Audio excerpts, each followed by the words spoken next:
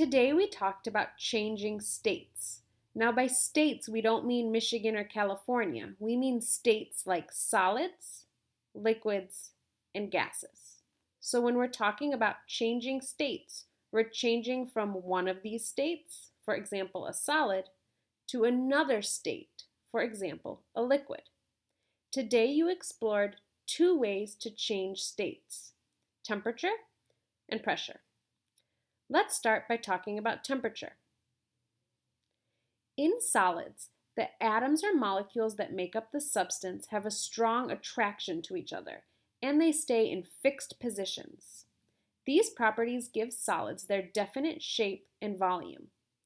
When a solid is heated, the motion of the particles increases, so they start to move faster.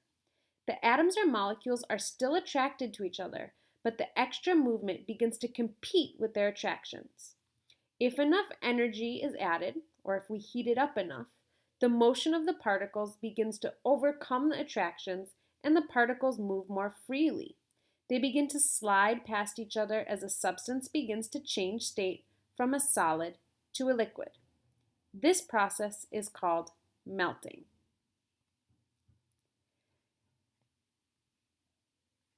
Different solids melt at different temperatures.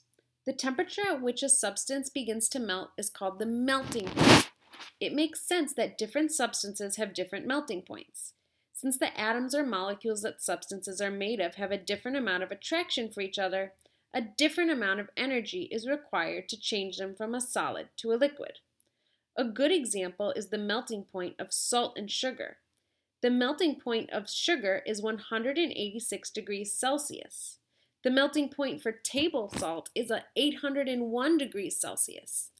Metals like iron and lead also have different melting points. Do you know the melting point for water? Remember, when we change the temperature of a substance, what we're really doing is changing the motion of the particles, how quickly they move. So, if we heat up a solid, the particles start to move faster, and then they are a liquid. And if you heat up a liquid, the particles start to move faster, and they become a gas. So changing temperature determines motion or movement.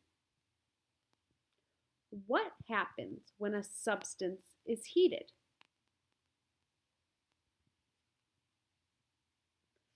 What happens when a substance is cooled?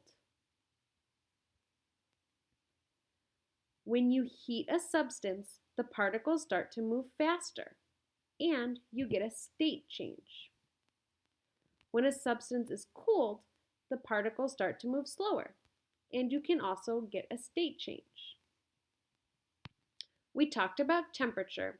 Let's talk about pressure.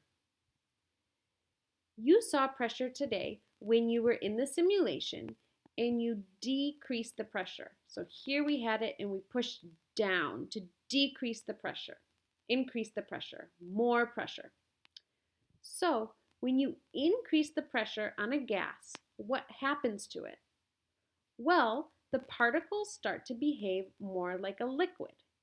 So you can also change the state of a substance by changing the pressure, by increasing or decreasing it.